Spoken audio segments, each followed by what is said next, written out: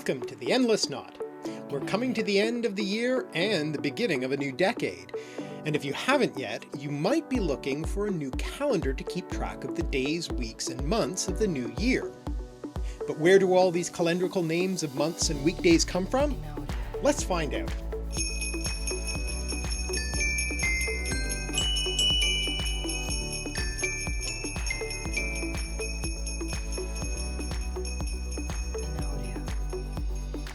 The history of calendars can be traced back to the urban revolutions, when humans began to shift from small communities to large cities in the Bronze Age.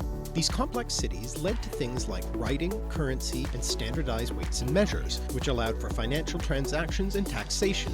Calendars soon followed, which not only regulated human time, important for agriculture and taxation, but also religious time, important for festivals and other observances.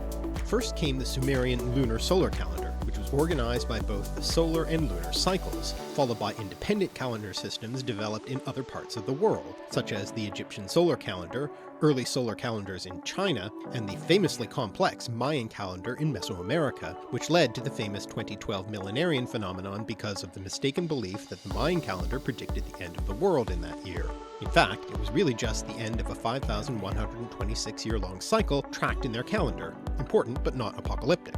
The word calendar actually comes from the Roman calendar, in which the first day of the month was named the calendae, or calends, traditionally spelled with a K, even though the letter was very rare in classical Latin. From calare, to call, summon, being the day when the priests would announce the new moon and declare the number of days, 5 or 7 depending on the month, until the next named day, the noni or nones, meaning literally 9, which if you count inclusively, that is, counting both the day you start with and the day you end on, is 9 days before the next named day, the idus or ides, as in the famous Ides of March when Julius Caesar was assassinated. Etymology unknown, but perhaps Etruscan, coming on either the 13th or 15th of the month, and all the other days of the month were simply counted back inclusively from those named days.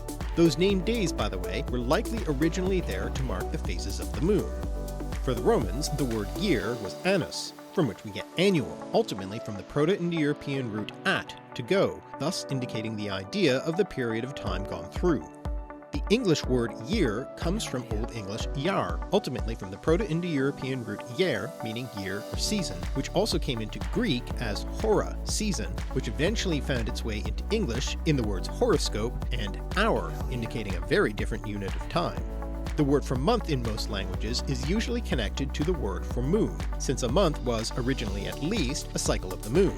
The Romans called the month mensis, and our English word month, related to moon, comes from Old English monath, and all these words can be traced back to the Proto-Indo-European root me, to measure, also source of words such as measure, meter, moon, and menstruate. We've already explored the details of the Babylonian and Jewish calendars and how lunar, solar, and lunisolar calendars work in our previous videos on the words Sabbath and millennial. So if you want to learn even more about those topics, check them out. But to briefly summarize the key issues relevant to our modern calendar, the modern secular calendar is strictly solar, which keeps in sync with the solar cycle, determined by our Earth's orbit around the Sun, so that the solstices, when the day or night is at its longest, and the equinoxes, when the day and night are the same length, occur at the same time every year. But as I mentioned before, there are other natural cycles that can be used in organizing a calendar, such as the daily cycle determined by the rotation of the Earth, and the lunar cycle or lunation determined by the moon's orbit around the Earth. The problem is none of the cycles line up properly. The year can't be divided up into an even number of lunations. There's about 29.53 days in a lunation and about 12.38 lunations in a solar year. So lunisolar calendars that track both cycles have to cheat by adding in extra days or months here and there to reconcile the different cycles, what are known as intercalary days or months. Intercalary meaning inserted into the calendar, from Latin inter, between, and that same root as calendar. And in fact, the year can't even be broken down into an even number of days. It's actually 365.24 days, hence the need for leap years. Now, although our secular calendar is not dependent on lunations, only needing to reconcile the daily and yearly cycles, since our modern calendar was in part developed by the Christian Church based on the Roman calendar and the Jewish calendar, we do also have to bear in mind the lunar cycle when we look at its history. The 7-day week seems to have originally derived from the phases of the moon in the Babylonian calendar, which was then transformed in the Jewish calendar to a simple repeating 7-day cycle ending on the Sabbath, no longer tied to the lunar phases. But the Jewish calendar was nevertheless still a lunisolar calendar, and so festival days also depended therefore on lunation. And since the Christian tradition was based on Judaism, some of the Christian festivals are also based on the lunar cycle. This is why in the ecclesiastical calendars, sometimes referred to as calendar with a K in that ancient Roman tradition, there are movable feasts based on the lunar cycle and fixed feasts based on the solar cycle. This is why Christmas, a fixed feast, occurs on the same date every year, but Easter, a movable feast based on the lunar cycle, moves around. So today we're going to focus on how we got our modern international calendar with the months and weekdays we know and love. And to do that, we have to start with classical Rome. The old Roman calendar system originally had only 10 months, starting with March and ending with December, with a number of intercalary days after December to reconcile the calendar with the solar year. And later on, these intercalary days were replaced with 2 new months, January and February. At the start of the year was eventually moved to the beginning of January. But this is why the months September, October, November, and December, which etymologically come from the Latin numbers septem 7, octo 8, noem 9, and decem 10, are no longer the 7th, 8th, 9th, and 10th months. That original Roman calendar was modified over and over again, with the length of months becoming fixed so that they no longer represented lunar cycles, and it was brought more in line with the solar cycle, for instance by adding leap days as we have it now. Every year divisible by 4 contains a leap day, unless the year is divisible by 100, in which case it isn't a leap year, unless the year is divisible by 400, in which case it is a leap year again. Got that? It was the Roman Julius Caesar who had that unlucky day in March, who originally added the leap year every 4 years, in the year 46 BCE, hence it's called the Julian calendar. But since the year is slightly less than 365¼ days long, Pope Gregory XIII promulgated the current more complex system of leap years in 1582. Hence our calendar now is called the Gregorian calendar, though it was actually the work of physician and astronomer Aloysius Lilius, with further refinements by Jesuit German mathematician and astronomer Christopher Clavius, who, by the way, first introduced brackets in mathematics and was one of the first to use the decimal point in the West. But that explains why historical dates are sometimes messed up. Because in order to get the calendar back on track from the 10-day difference that had built up since the Julian calendar started being used, in 1582 October 4th was followed immediately by October 15th. And to make matters worse, only Catholic countries adopted the new calendar in 1582, with Protestant and Orthodox countries only adopting it some time later, leading to many discrepancies.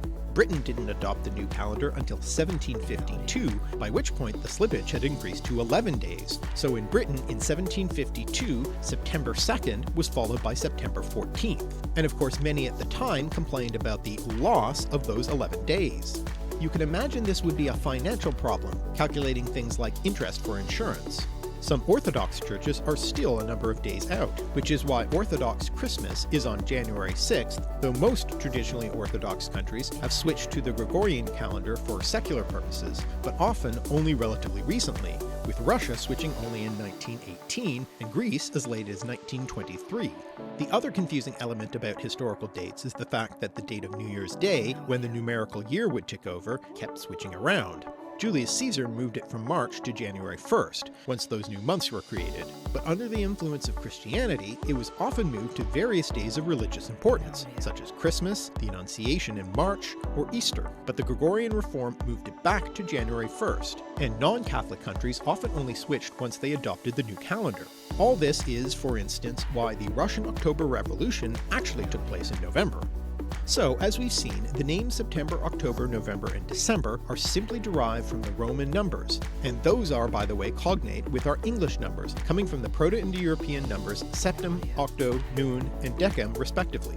The "ber" ending on those months, by the way, is of uncertain etymology. It might be related to mensis, month, which would then have produced a form mensris and then membris, or it might simply be from the Latin adjectival suffix bris, from the noun suffix bra or brum, ultimately from the Proto-Indo-European noun-forming suffix drum. But what about the other months of the year?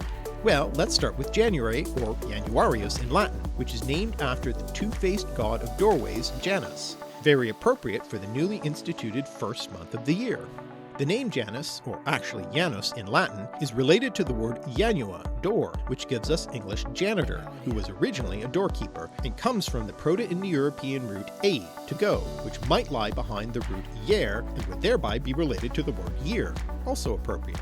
Now, the early Germanic peoples had their own calendar system too, and some of those old month names continued to be used for quite a while before being replaced by the Roman names.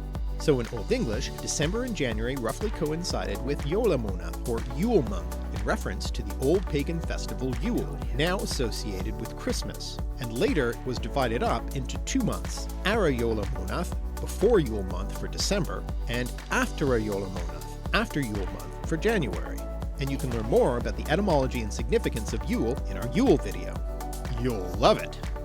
Next up is February, the other new month that the Romans added to their originally 10-month calendar. Since Februarius was the last month in the Roman calendar until the first month was changed from March to January, there were a number of Roman festivals then that were concerned with endings and boundaries, such as Parentalia, which involved honoring ancestors and propitiating the dead, and Terminalia, a festival in honor of Terminus, the god of boundaries. Another festival in Februarius was the purification ritual known as Februa, or Lupercalia, and it's from this that the month takes its name. Februa is the plural form of februum, meaning means of purification or expiatory offerings, presumably some sort of instrument used in the purification ritual. In his calendar poem called the Fasti, Ovid suggests the word comes from an ancient tongue, presumably Etruscan or possibly Sabine, another Italic language related to Latin, but ultimately the etymology of the word is unknown. It might come from the Proto-Indo-European root deagua, to burn or warm, also the source of the word fever, or the root deu, dust, vapor, smoke, also the source of the word fume, either way suggesting a ritual involving fire and or smoke. In the Germanic calendar, February is equivalent to Solmonath, which the Venerable Bede in his De Temporum Ratione, or The Reckoning of Time, explains means month of cakes, because the English used to offer cakes to their old Germanic gods in that month, though some scholars have suggested that instead it might mean mud month, since mud is the usual meaning of the word soul, and that time of year is particularly wet in the climate of England. Bede, by the way, was one of the foremost Latin writers in early medieval England, and his De Temporum Ratione, which not only gives and explains the Latin and Old English names of the months, but also the Hebrew and Greek names, is a work of computus, that is the calculation of the calendar, and specifically the calculation of the date of Easter, which moves around every year since it's based on a lunar calendar, unlike most of the rest of the Christian calendar. There was a controversy about the method of calculating Easter just prior to Bede's time, revolving around whether the English should calculate Easter following the methods of the Church in Rome or following the Irish Church's method.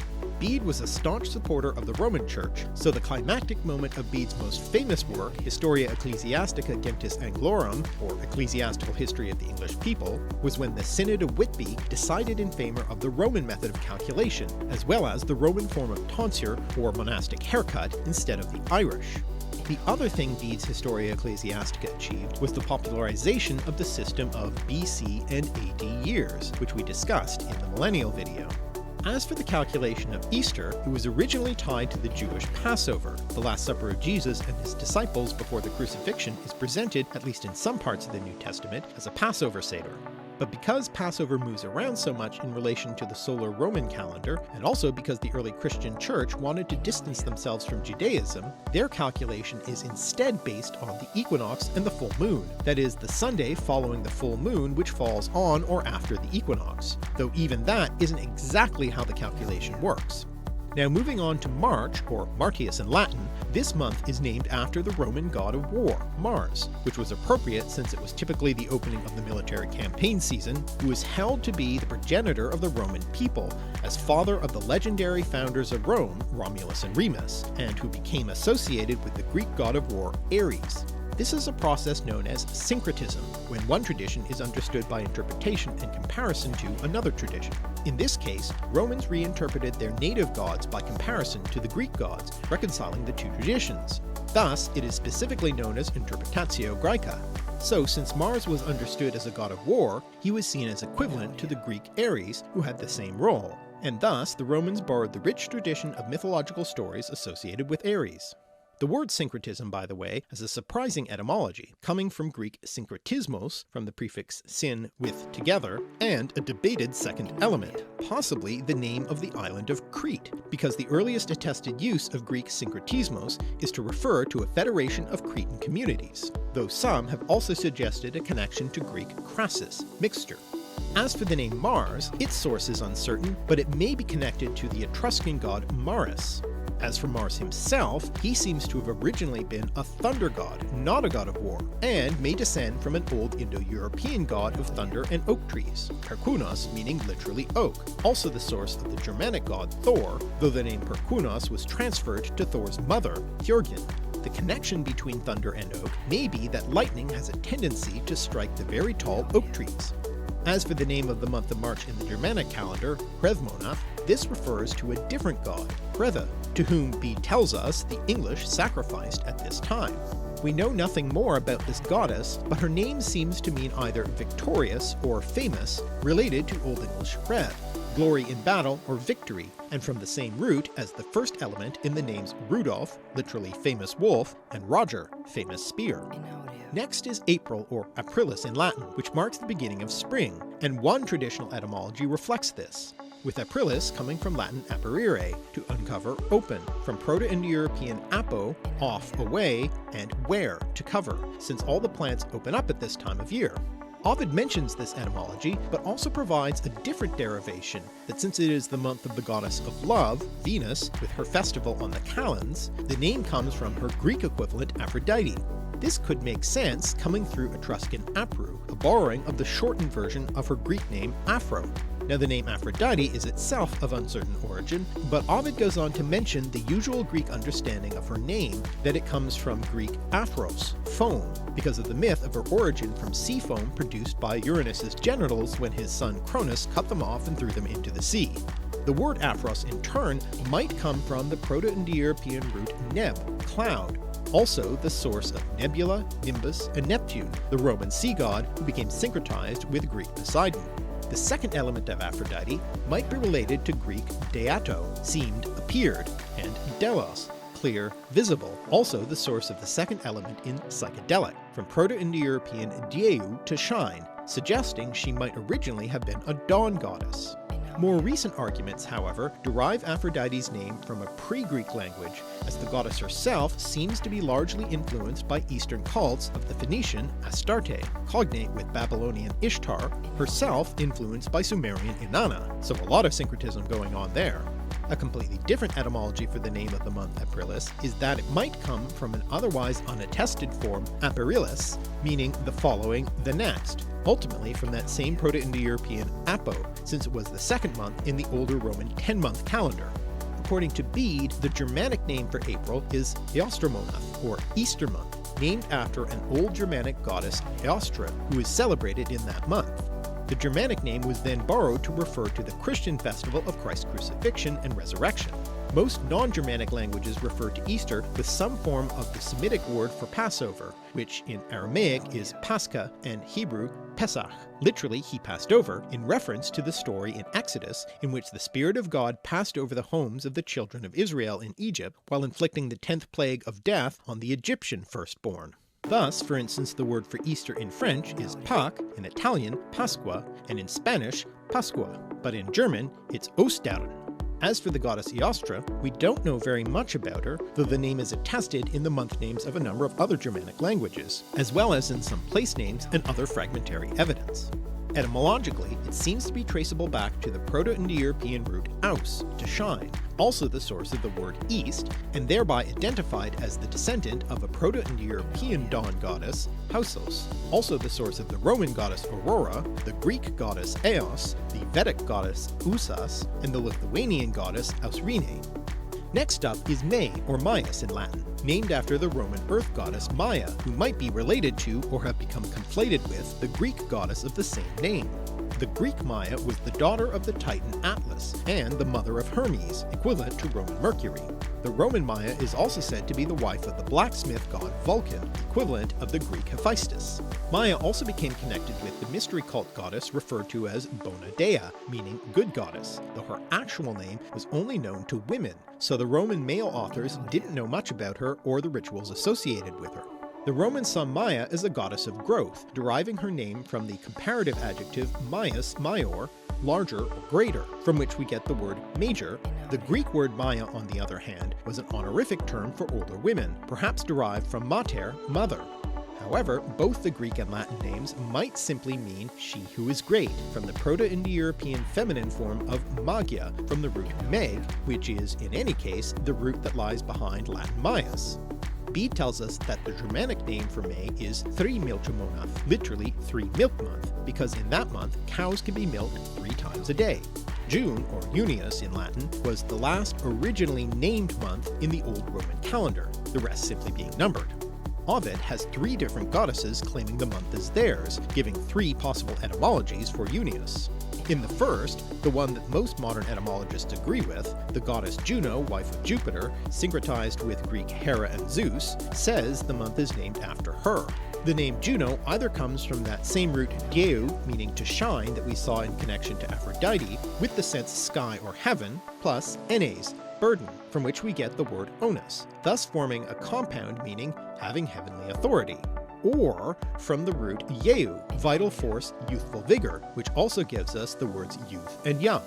Then the goddess of youth and rejuvenation, Juventas, says the name comes from junior, young person, from which we get the word junior, in contrast to maiores, or elders, which she says is the actual source of the name of the month Maius. This etymology would also ultimately come from the root yeu. And finally, the goddess of marriage and society, Concordia, says the name comes from jungere, to join, in honor of her uniting the Romans and the Sabines. Latin jungere comes from the Proto-Indo-European root yeug, to join, which also gives us the words join, yoke, yoga, through Sanskrit, because yoga involves the joining with the Supreme Spirit. Another theory is that it comes from the name of the Junia clan, either Marcus Junius Brutus, who made the first sacrifice to the goddess Carna on the calends of June, or Lucius Junius Brutus, the founder of the Roman Republic, who overthrew the last of the Etruscan kings and became one of the first consuls of Rome. The clan name Junia is probably itself connected with the goddess Juno. Bede tells us that both June and July are called Liva, from Live, mild, because both months are mild and feature gentle breezes, suitable for navigating on the sea. Ultimately, the word comes from the Proto-Indo-European root lento, meaning flexible, also the source of the words live and relent. Now, it's interesting that we just mentioned Marcus Junius Brutus, because there's another, more famous Marcus Junius Brutus who is connected with the month of July. July was originally called Quintilis, just meaning the 5th month, but was renamed in honor of Julius Caesar in 44 BCE, and the 6th month, originally Sextilis, was renamed Augustus in honor of Caesar's adoptive son, the first emperor of Rome, in 8 BCE. You see, when Julius Caesar was making his power grab, people were worried he would make himself king and end the Republic, and so there was a conspiracy to assassinate him. One of the conspirators, as you may remember from Shakespeare's play, was Marcus Brutus. Et tu, Brute? Brutus's full name was Marcus Junius Brutus, also a member of the Junia clan, and purported descendant of Lucius Junius Brutus, who founded the Republic. So as you can imagine, Marcus Brutus, most definitely an honorable man, felt a certain pressure to defend that republic. The Julius of Julius Caesar is another of those clan names, the gens Julia, and it was probably a contraction of Old Latin Joilios, pertaining to or descended from Jove, Jove being another form of the name Jupiter. Jove goes back to that same root dieu, to shine, which has a number of derivatives in various Indo-European languages that mean either sky or god, such as Latin deus, god, and Greek Zeus, suggesting the existence of an Indo-European god Deus, who would have been the father of the dawn goddess Hausos. Jupiter is derived from a vocative compound, Deus Pater, meaning something like O Father Jove.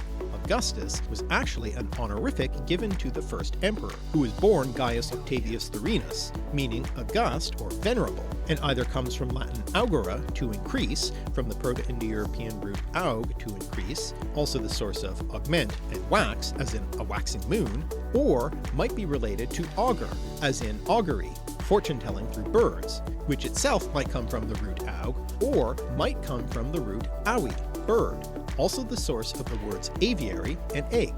For the English, it was Weodmana, literally weed month, though more broadly and accurately plant month, because as Bede tells us, they grow more abundantly in that month. Now, as we've already said, September through December are just numbered months. According to Bede, September was called Halimonath, holy month, but it is also called Harvestmonath, harvest month, according to another early English writer, Alfrich. October was called Winterfyddeth, literally winterful, because as Bede explains, winter begins on the full moon of that month. November is called Blotmonath, meaning sacrifice month or blood month, because cattle were to be slaughtered and sacrificed to the gods then. And if you want to know more about that, and the names of the seasons, you can check out our video on the word feast. And finally, as we've already seen, December is part of Yolamonath. Moving down from the month, we have the week, which roughly represents the 4 phases of the moon. Another numerical reason for the 7-day week is perhaps the fact that the year breaks down into 52 weeks plus 1 day. The word for week in European languages is usually related to the number 7, as in Greek hebdomos and Latin septimana, from septim, from which comes French semaine and Spanish semana. The English word week, on the other hand, is a Germanic-derived word from Old English wuku, ultimately from Proto-Indo-European wake to bend or wind, which also gives us the other word week, probably in the sense of turning or succession, though there's no clear evidence that it referred to a period of 7 days in Germanic culture until after the influence of the Roman week. The Romans themselves didn't originally have a week in their calendar system. As we've seen, it was really organized by counting back from the various name days, though they did have an 8-day market cycle. We have to go back to Babylonian astrology to really understand where the weekday names come from. You see, the Babylonians associated the planets visible to the naked eye, since there were no telescopes back then, with the gods, and this may have inspired the Hellenistic Greek astrologers. Some of them even seem to line up in syncretic associations, with the chief Babylonian god Marduk associated with the planet Jupiter, and the goddess of love, beauty, and sex, Ishtar, whom we've already seen connected with Aphrodite, associated with the planet Venus. For the Hellenistic astrologers, there were 7 planets, since they included the moon and sun, which moved across the sky relative to the fixed stars. And eventually, these 7 classical planets became associated with the 7 days of the week, which were eventually adopted by the Romans from Hellenistic Greece, and called Dies Solis, day of the sun, or Sunday, Dies Lunae, day of the moon, or Monday, Dies Martis, day of Mars, or Tuesday, Dies Mercurii, day of Mercury, or Wednesday, Dies Jovis, day of Jove, or Thursday, Dies Veneris, day of Venus, or Friday, and Dies Saturni, day of Saturn, or Saturday. But why this order? Well, the order that they placed the planets in terms of distance from the sun was based on their apparent speed moving across the sky. So in order of slowest to fastest, Saturn, Jupiter, Mars, Sun, Venus, Mercury, Moon, called the Chaldean order. But that's not the order of the days of the week. The answer lies not in assigning the planets to the days of the week directly, but in assigning them to the hours of the day, called planetary hours, in which each planet/god had power over that hour. And there's some evidence to suggest that the Hellenistic astronomers got this idea from the Babylonians as well. If you start with Saturn on the first hour of the first day and cycle through all the 7 planets in the Chaldean order, then start over with Saturn on the 8th hour, and so on, and then continue that pattern hour by hour over the 7 days of the week, each day will begin with a different planet in the order of the days of the week, as we've just seen in the Latin names. Now let's look at the etymology of each day specifically. First of all, Sunday, or Dies Solis in Latin, originally Hemera Heliou in Greek, which was later rendered Sunundai in Old English and Sunudagur in Old Norse, all of those words for the sun and correspondingly for the personification of the sun in each pantheon, with Sol in Latin and Helios in Greek coming from the same Proto-Indo-European root Saol, sun. The word helium, by the way, comes from that Greek word because the element helium was first detected in the sun through spectroscopic observation of a solar eclipse. Now you might assume that the words for day are all related too, but surprisingly not. First of all, Greek hemera, from which we get the English word ephemeral, comes from the Proto-Indo-European root amer, day, whereas English day, from Old English die, comes from an unrelated root, probably og, day, though the initial d in the Germanic forms is hard to account for. or Degua, to burn warm, which we've already seen as possibly lying behind the month name February. And though the Latin dies looks superficially similar to English day, it actually comes from that root dieu, meaning to shine. Now in Romance languages derived from Latin, that original name connected to the sun was replaced with forms derived from Latin dies Domini, day of the Lord, so domingo in Spanish and dimanche in French. From Monday, or Monadag in Old English and Monadagar in Old Norse, we've already seen that moon, as well as month, come from me, meaning measure. Latin luna, from which we get lunar, comes from the Proto-Indo-European root leuk, light or brightness, also the source of light, illuminate, and lucid. And from Latin dies lunae come French lundi and Spanish lunes. In Greek Selene, moon is related to selas, light, from the root swell, to shine, burn, also the source of English sultry and swelter. The Roman goddess Luna, by the way, was said to be the sister of the sun god Sol and the dawn goddess Aurora, who also, as we've seen, might be related to the Germanic goddess Eostre. Now things start to get particularly interesting with Tuesday, which is Dies Martis, or Day of Mars in Latin, which leads to French mardi and Spanish martes. The Greek equivalent, of course, is Hemera Areos, or Day of Ares, the Greek god of war, whose name comes from the Greek word are, bane, ruin, curse, perhaps from Proto-Indo-European ace, which seems to mean to move rapidly, and is found in words denoting passion, also leading to such words as ire, iron, and estrogen. Through the process of Interpretatio Germanica, the Roman war god became associated with the Germanic war god Tiwaz, who becomes Tyr in Old Norse and Tiw in Old English, thus producing the weekday names Tisdagar in Old Norse and Tuesday in Old English, leading to modern English Tuesday. Interestingly though, Tiwaz was not originally a god of war, but instead descends from the Proto-Indo-European god Deus, who also lies behind Zeus and Jupiter. Tiwaz may originally have been a more prominent god in the Germanic pantheon, but his role seems to have been usurped somewhere along the line by the god Odin, who is the subject of our next day of the week. Wednesday, from Old English Wodennesday, is named after the Germanic god Woden, more famously known by the Old Norse form of his name, Odin, hence Old Norse Odhinsdagar. This is a syncretic rendering of Latin Dies Mercurii, Day of Mercury, which becomes French Mercredi and Spanish Miércoles. But what's the point of comparison between the chief Norse god and Mercury, the Roman equivalent of Hermes, the Greek messenger god? Well, one of Hermes' responsibilities was to guide the souls of the dead to the afterlife, a position called a psychopomp. Odin too is associated with the dead, playing host in Valhalla in the afterlife to warriors who died in battle. Also, when Odin traveled amongst humans on Midgard, he wore a broad-brimmed hat and cloak and carried a staff, which was visually similar to the appearance of Hermes, who was also a god of travelers, merchants, and commerce. The name Hermes is probably connected to the Greek word herma, heap of stones, boundary marker, because of the god's associations with travelers, but the ultimate etymology of that word is unknown, possibly from a non-Indo-European root, though a connection to the Proto-Indo-European root ser, to line up bind together, has been suggested. Interestingly, Hermes is thought to have originated as a form of the Greek pastoral god Pan, taking on the boundary marking associations and leaving Pan with the rustic associations. Pan is thought to descend from an original Indo-European god Pauson, with the name ultimately coming from the root pu, to blow, swell, also leading to the words pustule and prepuce, another word for foreskin. Getting back to the Roman equivalent Mercury, the root sense of his name seems to be connected specifically to commerce, probably being related to words such as merchandise and market, coming ultimately from either the Proto-Indo-European root mark, meaning to grab, or to an Etruscan root referring to aspects of commerce, though another possible connection might be to the Proto-Indo-European root merg, meaning boundary, border, which also gives us the word margin and mark as in a boundary mark. Odin's name, however, demonstrates a rather different association, being related to Old Norse Other, mad, fanatic, furious, and coming ultimately from the Proto-Indo-European root wet, meaning blow, inspire, spiritually arouse, which also gives us the words fan and atmosphere. Thursday, Thunrisday in Old English and Thorsdagar in Old Norse, is named after the Germanic thunder god Thor, and it's not hard to see the connection between Thor and the Roman and Greek gods Jupiter and Zeus, as they are all associated with lightning. Latin Dies Jovis, Day of Jove, became French Jeudi and Spanish Jueves.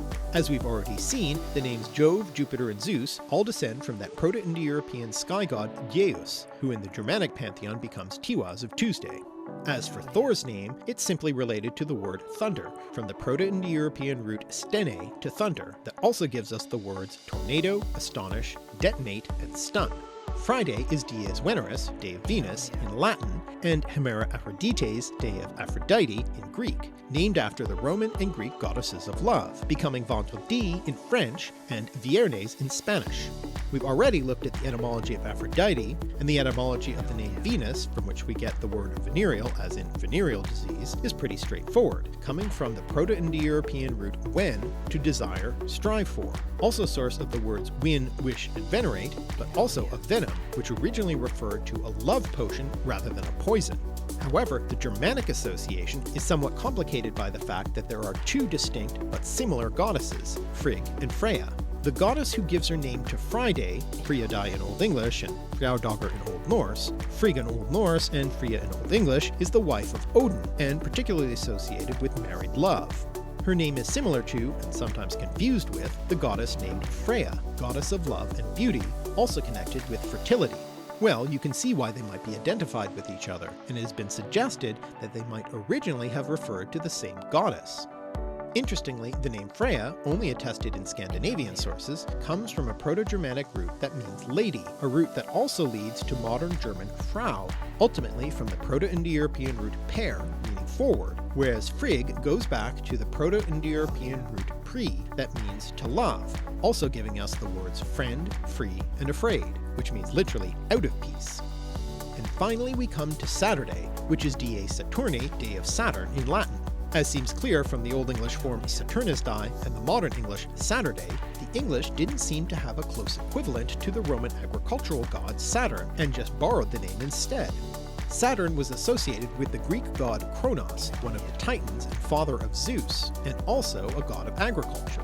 The etymology of Kronos' name is uncertain, though many suggestions have been made ever since the ancient world, including the ancient association of Kronos with the similar sounding Chronos, the personification of time, which I suppose does make sense in terms of an agricultural god being concerned with time in terms of the seasons of the year, and the more recent suggestion that Kronos comes from the Proto-Indo-European root scare, to cut, since he's often depicted with a scythe, not only because of the agricultural associations, but also because of his role in the Greek creation myth, castrating his father Uranus, the sky, from which we get the later planetary name Uranus. As for the Roman Saturn, he may be a borrowing of the Etruscan god Satra, though the Romans themselves suggested an etymological connection with the Latin word satus, meaning sown, as in sowing seeds, which comes ultimately from the Proto-Indo-European root se, to sow, also the source of the words sow, seed, and season. Now in Old Norse, instead of just borrowing the name from Latin, we find the name Laugardagr, meaning wash day, which, by the way, puts paid to another of those medieval myths that people in the Middle Ages bathed only once a year. There was literally a day of the week named after this activity. Interestingly, in most Romance languages, the Latin name was replaced with some form of the word Sabbath, as in French samedi and Spanish sábado, and for the complex etymology of that word, check out our previous videos on the topic. So now that we've covered the days of the week, let's take one last quick look at another type of calendar, particularly appropriate to this time of year, an Advent calendar, counting down the days of the Advent season leading up to Christmas. The tradition of the Advent calendar has its foundations in the German Lutheran homes of the 19th century, in which they might mark chalk or paint lines on the floor leading up to Christmas, or hang different devotional pictures on the wall, or light a new candle every day from December 1st until Christmas. Then, homemade Advent calendars starting appearing around 1850, which included a Bible verse, drawing, or even a sweet for each day. The first commercially produced printed Advent calendar was published in 1903 by Gerhard Lang, designed by Richard Ernst Kepler, called Münchener Weihnachtskalender, or Munich Christmas Calendar. And today there are many kinds of Advent calendars, not only the ones with little chocolates behind cardboard doors, but also online Advent calendars, including our own Etymological Endless Advent calendar on Twitter, Instagram, Tumblr, and Facebook. And of course, the Advent calendar ends with Christmas, closely followed by New Year's, at least in some calendars, which brings us back to January. where we started this etymological journey. And one thing this journey through the calendar has shown us is how very classical its roots are. And that's fitting given the origin of classical itself. The word class and classical comes from Latin classis, which originally referred to the Roman people under arms, in other words the army or fleet. The underlying sense is a call to arms, as the word comes from Proto-Indo-European cella, meaning to shout, the same root that lies behind Latin callare, to call, summon, and thus also the word calendar. And this classically based calendar has been changed and adapted many times to reconcile different gods, religions, and natural cycles of the sun, moon, and seasons. Also fitting, since reconcile is another descendant from that same shouting root, coming from Latin reconciliare, to bring together again, regain, win over again, conciliate, from the Latin prefix again and conciliare, to make friendly, from concilium, a meeting, gathering of people, from the prefix com, together, together with, and that shouting root, with the notion of a calling together. And the root kella also comes into Greek as kalein, to call, and prefixed with ek, out, as ekkalein, to call out, which led to the noun ecclesia, which in classical Athens was the principal assembly of the Athenian democracy, but was later used by early Christians to refer to a religious assembly or the Christian church as a whole, and from that we get the word ecclesiastical, as in the ecclesiastical or church calendar, and Bede's ecclesiastical history of the English people. And with that, I hope this has made the origins of the modern calendar very clear, to draw on another word from the root kella. And if you're celebrating around this time of year, we at the Endless Knot wish you a happy Yule and happy New Year, and a calendar filled with fun and relaxation. Thanks for watching.